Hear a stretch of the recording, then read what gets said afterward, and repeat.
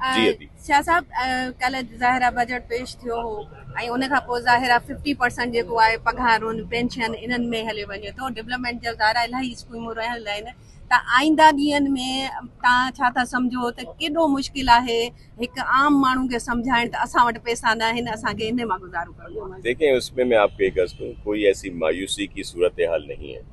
Already हमारी बहुत सारी स्कीमें जो हैं वो जिन पर काम हो रहा है, और जो आखिरी मराहल में जो प्रोसेस होते हैं टेंडरिंग के दीगर, उसमें अभी भी हैं जो बहुत सारी शुरू होनी है।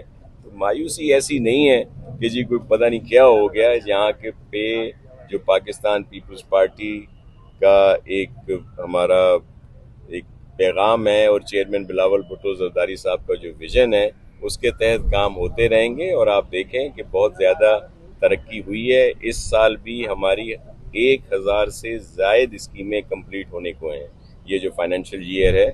और इसी तरह आइंदा भी करते रहेंगे। तो सिर्फ ये ज़रूर बात हुई है कि हम नई स्कीमें शुरू नहीं कर रहे, लेकिन हमारी इतनी स्कीमें पाइपलाइन में हैं जिन पर ऑन गोइंग के लिए हमने फंड्स रखे हैं कि सिंध जो है वो तरक्की करेगा और खुशहाल रहेगा।